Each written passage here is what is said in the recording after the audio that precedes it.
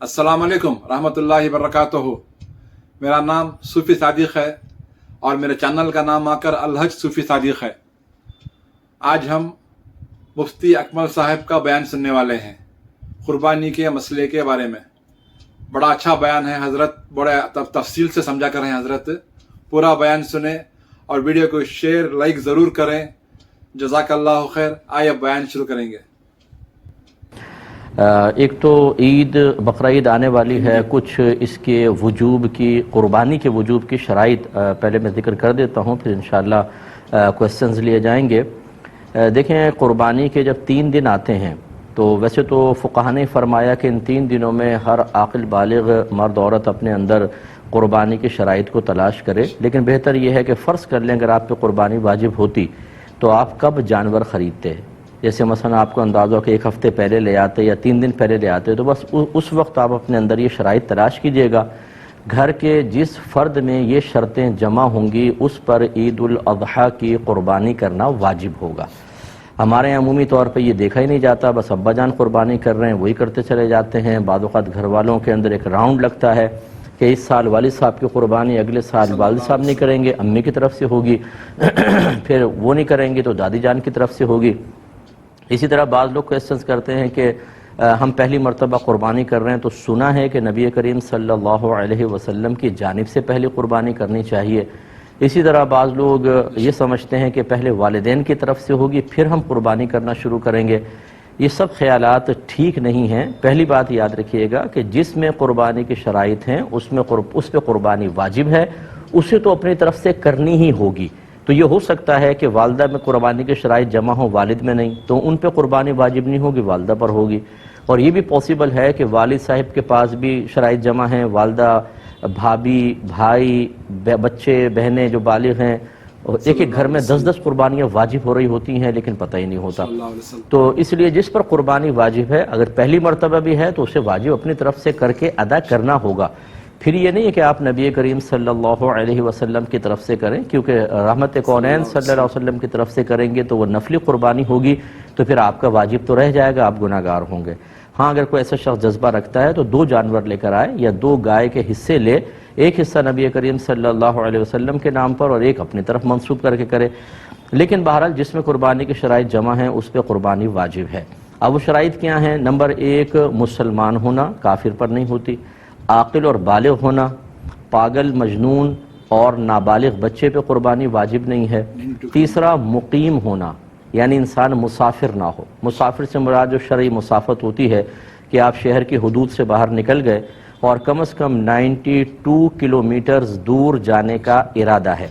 जैसे शहर की हुदूद से निकलेंगे मुसाफिर हैं, फिर उस वक्त तक आप मुसाफिर रहेंगे जब तक आप किसी और शहर में जाकर कम से कम 15 दिन क़ियाम की नीयत ना कर लें, या फिर वो आपका वतन असली हो। वतन असली कहते हैं जैसे मिसाल के तौर पे जहाँ पर आप पैदा हुए और आपका आबाई घर अब भी वहाँ मौजूद है, माँ बाप हैं या आबाई घर मौजूद है, कम से कम वो आपका वतन असली है। जैसे आप कराची में काम के लिए आए और फिर 2 दिन के लिए अपने वतन असली में चले गए क़ुरबानी के अय्याम में, तो वो तो फिर आपका वतन असली है, जैसे आप पहुँचेंगे मुकीम हो जाएंगे। और इसी तरीके से अगर आपने किसी और जगह रहाइश इख्तियार कर ली और वहाँ से निकलने का इरादा नहीं है कि अब मैं मुस्तकिल यहाँ रहूँगा, वो वतन असली होता है। और तीसरा, कहीं पर आपने शादी की हो और आपकी ज़ौजा वहाँ पर होती हों, मौजूद हैं, तो फिर आप जैसे दूसरे सिटी में चले गए, जैसे ही अपने उस शहर में आएंगे जहाँ आपने शादी की है और ज़ौजा भी उधर होनी चाहिए उस शहर में, तो आप मुकीम खुद ब खुद हो जाएंगे, चाहे 2 दिन के लिए गए हों। लेकिन इसके अलावा अगर कोई है, इन तीनों चीज़ों के अलावा, तो कम से कम 15 दिन की नियत करेंगे तो मुकीम होंगे, वरना मुसाफिर रहेंगे। तो मुसाफिर पे क़ुरबानी वाजिब नहीं होती है, मुकीम पर वाजिब होती है। और चौथा, ये अच्छी तरह ज़हन में रखिएगा कि क़ुरबानी के 3 दिनों में अगर आपके पास इतना माल है कि जिसकी मालियत 52.5 तोला चांदी तक पहुँच जाए और वो आपकी ज़रूरत से या हाजत असलिया से ज़ायद भी हो, तो आप पे क़ुरबानी वाजिब होगी। यानी ये क़ुरबानी का निसाब है। 52.5 तोला चांदी तकरीबन आजकल 45,000 50,000 का हिसाब कर लें आप। बस इतना अगर अमाउंट आपके पास है और आपकी ज़रूरियात ज़िंदगी से ज़ायद होना चाहिए। ज़रूरियात ज़िंदगी में कौन सा होगा? जैसे अगर फ़र्ज़ कर लें आपको सैलरी मिली तो राशन लेना है, बच्चों की फ़ी पे करनी है, और चीज़ें हैं, या घर के जो ज़रूरियात ज़िंदगी का सामान होता है, जैसे आपके कपड़े हैं, आपके जूते اور اگر آپ نے اے سی لگایا ہوا ہے وہ بھی حاجت اصلیہ میں آتا ہے. آپ کا فریج، واشنگ مشین، برتن وغیرہ یہ سب حاجات اصلیہ میں آتے ہیں. اسی طرح آپ کا ذاتی مکان یہ حاجت اصلیہ میں ہے. اس سے فالتو کوئی بھی سامان ہو کہ جو آپ نے مطلب جو آپ کی ضروریات زندگی سے زائد ہے یا پھر سونا چاندی کی شکل میں ہے تو وہ اس پہ قربانی واجب ہوگی. لہٰذا اب آپ کو دیکھنا یہ ہوگا، مثال کے طور پہ اگر کسی بہن کے پاس 1 تولہ سونا ہے تو یقیناً 52.5 تولہ چاندی تک اس کی قیمت پہنچتی ہے تو ان پر قربانی واجب ہوگی. یہ زکوٰۃ کے نصاب کو نہ دیکھیے گا، اس میں یہی لکھا ہے کہ اگر کسی کے پاس بھی کسی بھی قسم کا مال ایسا ہو جو حاجت اصلیہ سے زائد ہو اور اس کی مالیت 52.5 تولہ چاندی تک پہنچ جائے تو اس شخص پہ قربانی واجب ہے. لہٰذا یہاں تک فقہا نے لکھا ہے، مثال کے طور پہ اگر آپ نے کوئی مکان کرائے پہ چڑھایا ہوا ہے تو وہ تو آپ کی ضرورت سے زائد ہے نا، تو اس مکان کی بھی مالیت کا حساب ہوگا، قربانی واجب. اسی طریقے سے اگر آپ کا ذاتی مکان آپ رہ رہے ہیں، اس میں 6 کمرے ہیں، 4 یوز ہوتے ہیں، 2 کمرے بالکل بند پڑے ہوئے ہیں، ان 2 کمروں کی قیمت کا بھی حساب کیا جاتا ہے.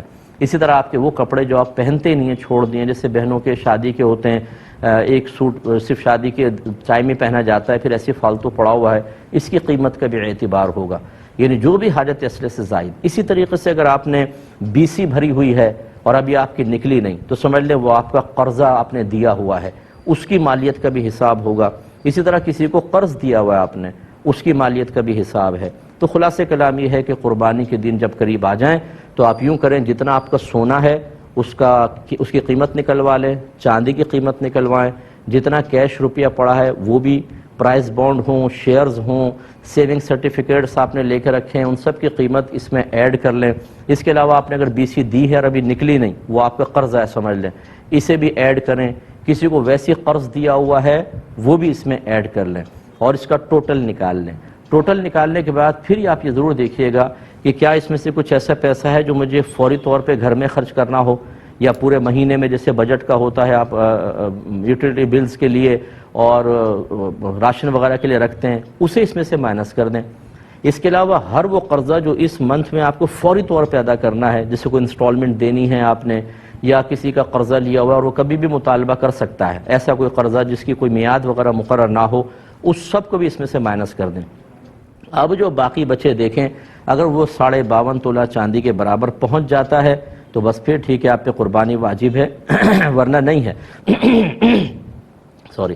اسی طریقے سے آپ نے ان تمام چیزوں کو ایڈ کیا، قرض باہر نکالا، آپ نے کوئی مکان کرائے پہ دیا ہوا ہے، دکان کرائے پر دی ہوئی ہے، یا آپ دکان چلاتے ہیں، وہ دکان آپ کی حاجت اصلیہ سے زائد کے لائے گی، اس کی قیمت ایڈ کریں گے تو قربانی بن جائے گی.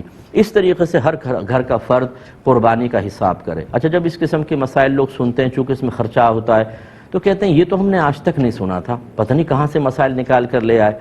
تو ہماری صحت پہ کوئی فرق نہیں پڑے گا، ہمارا کام ہے آپ کو سمجھانا. اگر آپ ایک ایسے ماحول میں رہے کہ جہاں آپ کو کسی نے یہ مسئلے نہیں بتائے تو وہ بتانا نہ بتانا وہ چھوڑ دیجئے، ہمارا کام تھا ان مسائل کو سیکھنا. اگر ہم ایسے ماحول میں تھے کہ جہاں کوئی بتانے والا نہیں تھا، یا ہم نے علماء سے کوئی کانٹیکٹ ہی نہیں رکھا، یا ہم کوئی دینی پروگرام ہی نہیں دیکھتے ہیں، ہمارا موبائل ریموٹ کنٹرول ہاتھ میں ہوتا ہے، ہر قسم کا سپورٹس کا چینل، فلم کا چینل، دیگر چینل چلتے ہیں، لیکن جب دینی چینل آتے ہیں تو ہم ان پروگرامز کو نہیں دیکھتے، تو اس میں کسی کا قصور نہیں. یہ وہ مسائل ہیں جن کا سیکھنا ہر عاقل بالغ مسلمان مرد و عورت پر لازم قرار دیا گیا ہے. اگر آپ نہیں سیکھیں گے اور لا علمی کی وجہ سے کوئی ایسی کوتاہی ہوئی ہے تو آپ قابل گرفت ہیں، بروز قیامت اللہ کی بارگاہ میں حساب دینا ہوگا. تو مجھے تو ایسے ایسے لوگ ملے ہیں کہ جب اس قسم کے اپنے مسائل بیان کیے تو وہ سر پکڑ کے بیٹھ گئے کہ مفتی صاحب ہم پہ تو اس کا مطلب ہے 20 سال سے قربانی بن رہی تھی، ہمیں تو پتہ ہی نہیں تھا. تو بھئی نہیں پتہ تھا تو کریں. تو لہٰذا اگر کسی کی پچھلی قربانیاں رہتی تھیں تو یا جسے پتہ تھا کہ قربانی ہم نے کرنی ہے نہیں کر سکے، یا لا علمی کہ ہمیں مسئلہ ہی پتہ نہیں تھا، ایسے افراد اب قربانی کی جگہ قربانی نہیں کر سکتے، وہ نکل گئی. اب ایک قربانی کی قیمت صدقہ کر دیں، یا تو بکری کی قیمت کر دیں بکرے کی، اور یا پھر ایک کم از کم ایک گائے کا حصہ جو معتدل قسم کا ہو. یوں نہیں کہ 4-5 ہزار آپ نے خرچ کر دیے، 4-5 ہزار میں 7 چوک 28 ہزار کی گائے کیسی آئے گی؟ 7 حصے ہو سکتے ہیں تو کیسی گائے آئے گی؟ اچھی تھوڑی سی درمیانے درجے کی گائے کا حساب کریں، اور اس کو آپ یعنی جتنے رہتی ہیں، 10 قربانیاں ہیں تو اگر آپ 7 حصے ایک گائے کے اور 3 حصے اور گائے کے اندر ملا لیں تو 10 حصے ہو گئے. اتنی آپ کو رقم صدقہ کرنی ہوگی. فوری طور پہ کر سکتے ہیں، بیسٹ ہے، ورنہ اگر اتنے پیسے نہیں ہیں تو بہرحال اس دفعہ کی قربانی واجب ہے وہ پہلے کریں، اور پیچھے والی قربانی کے تھوڑے تھوڑے سال بہ سال خرچ کرتے رہیں تاکہ وہ آپ کا حساب کتاب پورا ہو اور آپ آخرت کی گرفت سے محفوظ رہ سکیں. اللہ تعالیٰ سمجھ کی توفیق عطا فرمائے.